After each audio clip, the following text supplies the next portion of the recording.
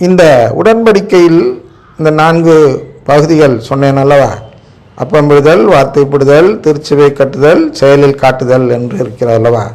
இந்த செயலில் காட்டும் பொழுதுதான் 4 விதமான சூழ்நிலையில் அந்த பிரேசலாடை சொல்ல வைப்பான் சாத்தான்.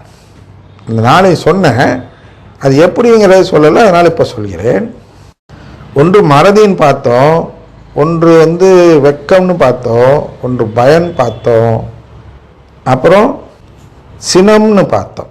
இந்த 4 விதமாக ஒரு சூழ்நிலை ஏதாவது ஒன்றத்தை கொடுத்து உங்களை பிரைஸ்லாட் சொல்ல வைப்பான். முதல்ல மறதினா என்னன்னா, இப்போ நம்ம இவ்வளோ விளக்கம் தந்திருக்கிறோம். அதில் ஒருத்தர் கெட்ட வார்த்தையா என்று கேட்டார் அல்லவா?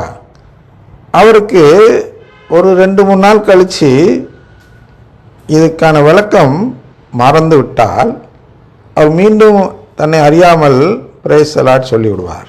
அதனால் நம்ம இந்த விளக்கம் கேட்கிறோம் அல்லவா, அதை மறக்காமல், அதை புரிந்து கொண்டோம் என்றால் மறக்காது. காலையிலே பார்த்தோம் நல்ல நிலத்தில் விழுந்த விதை.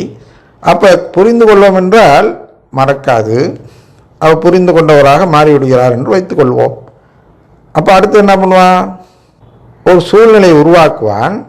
இன்னல் இடுக்கன் போன்ற ஒரு சூழ்நிலை உருவாக்கி வெட்கப்பட வைப்பான். உதாரணத்திற்கு ஒரு கூட்டத்தில் இருப்பார். ஒரு குருவானவர் என்றால் ஆயர்கள் மத்தியில் இருப்பார்கள். அப்பொழுது ஒரு ஆயரோ இல்லை அங்கே இருக்க ஒரு நபரோ பிரைஸ்லாட் சொல்வார். பிரைஸ்லாட் சொல்லும்போது என்ன பண்ணும்? வெளியேற வேண்டும். கொரிந்தியர் 6:16 பார்த்தோம் அல்லவா? அந்த முறைமைப்படி 2 கொரிந்தியர் 6:16 படி நாம் வெளியேற வேண்டும் என்று சொல்லப்பட்டிருக்கிறது. வெளியேற வேண்டும் என்று தெரியும். ஆனால் நம்மோடு இருப்பவர் யார்? நமக்கு மேலான ஆயர்கள் இருக்கிறார்கள். வெளியேறினால் அவர்கள் நம்மை திட்டலாம், அது பயம். இல்லை வெளியேறினால் நம்மை தவறாக பார்க்கலாம், அது வெட்கம் இல்லையா? அதுபோன்று ஒரு சூழ்நிலையை உருவாக்கி வெளியேறாமல் செய்ய பார்ப்பான். அதை செயலில் காட்டுவது. அன்றைக்கு நான் வெளியேறினால்தான் அன்றைக்கு நான் உடன்படிக்கை செய்தவன் ஆகிறேன். ஒருவேளை நான் வெளியேறவில்லை, வெளியேற என்னன்னா காட்டுதல், நான் இதில் உடன்படவில்லை, இந்த நம்பிக்கையின் அறிக்கையில் நான் உடன்படவில்லை என்று காட்டி வெளியேறுகிறோம்.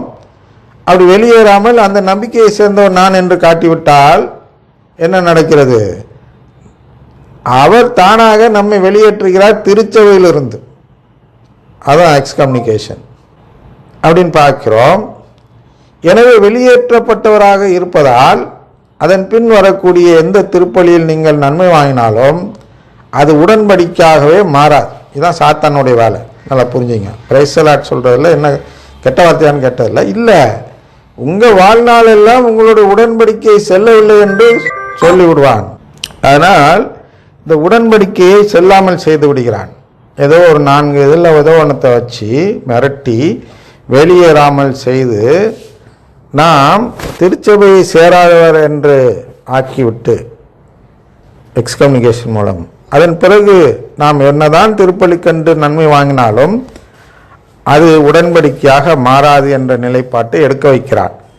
இதனால்தான் திருப்பி நம்ம உள்ளர வாரத்துக்கு வார்த்தைப்பாடை புதுப்பிச்சு உள்ளர வரலன்னா நாம் காணும் ஒவ்வொரு திருப்பலியும், ஆனால் இல்லை நீங்கள் வைக்கும் ஒவ்வொரு திருப்பலியும் கருவிதான்.